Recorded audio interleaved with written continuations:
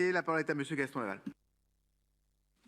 Merci Monsieur le maire. Traite d'êtres humains en 2026 à Paris, voilà la réalité à laquelle nous sommes confrontés. Merci au groupe communiste et évidemment le groupe socialiste Place Publique et Divers Gauche votera pour ce vœu.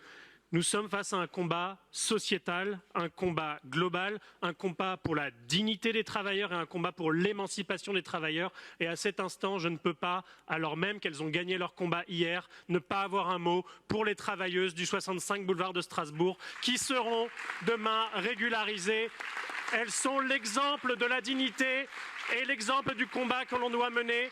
Elles sont exactement dans la lignée de ce que font les travailleurs regroupés au Ciel, le collectif de livreurs qui est à la Maison des Coursiers, de ce que font également les chauffeurs VTC avec le syndicat INV, par exemple. Nous devons mettre fin au modèle des plateformes qui nous ramènent tout droit au 19e siècle. Et je pense que Zola se retournerait dans sa tombe de voir que 200 ans après, nous sommes revenus au pire du capitalisme de tous les prémices qu'il décrivait.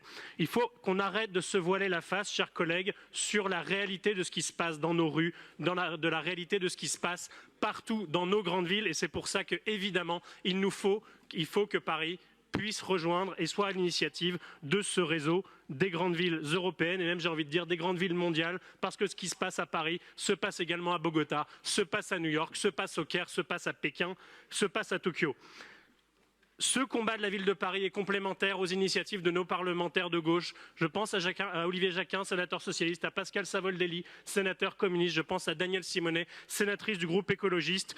Il faut transposer rapidement la directive européenne pour donner des droits sociaux à ces travailleurs, agir fortement pour la régularisation de tous ces travailleurs sans papier. Merci aux communistes pour ce vœu. Paris, depuis 200 ans, est à l'avant-garde du progrès social et avec ça, elle le restera.